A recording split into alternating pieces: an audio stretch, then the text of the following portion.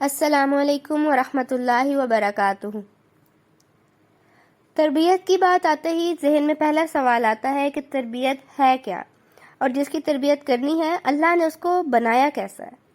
جیسے ایک سیڈ ہے، اس میں مکمل پودا بننے کی ایبیلٹی ہے، اسی طرح انسان کے بچے میں بھی ایک مکمل اچھا انسان بننے کی کمپلیٹ ایبیلٹی ہے۔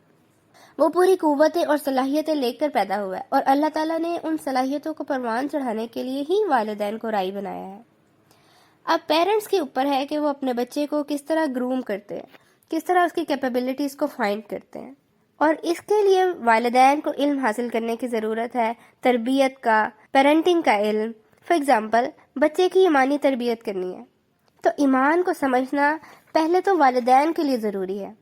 Like a plant needs soil, water, sunshine، اور اس کو پوری ایٹماسفیئر چاہیے، کیئر چاہیے۔ اسی طرح بیج سے درخت بننے کے لیے اسے جو کچھ چاہیے وہ اس نے اپنی انوائرمنٹ سے لے لیا ہے، لیکن اسے کسی کی فزیکل ہیلپ لینے کی ضرورت نہیں پڑی۔ بٹ ہیومن بینگ کو، ایک انسان کے بچے کو، اس کی تربیت کرنے کے لیے ایک پورا میپ اور اس کی کہانی پیرنٹس کو سمجھنا بہت ضروری ہے۔ اگر پیرنٹس کا مائنڈ میپ نہیں ہے تربیت کا، they don't know how to train their kid، تو وہ صحیح انداز میں بچے کی تربیت نہیں کر سکتے۔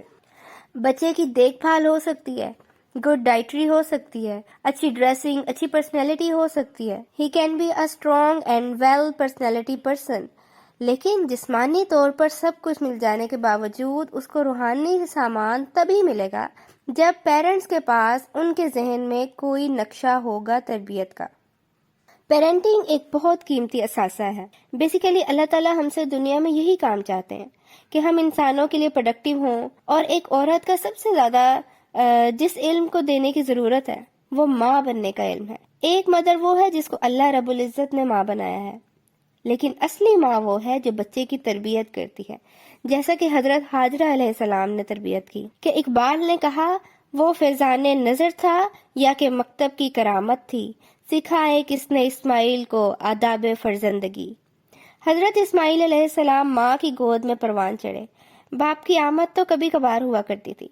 اصل کردار حضرت ہاجرہ علیہ السلام کا تھا، اور خود اللہ رب العزت نے اس کی گواہی دی، فرمایا انہو کان صادق الوعد، بے شک وہ وعدے کا سچا تھا، اپنے گھر والوں کو نماز کا حکم دیتا تھا۔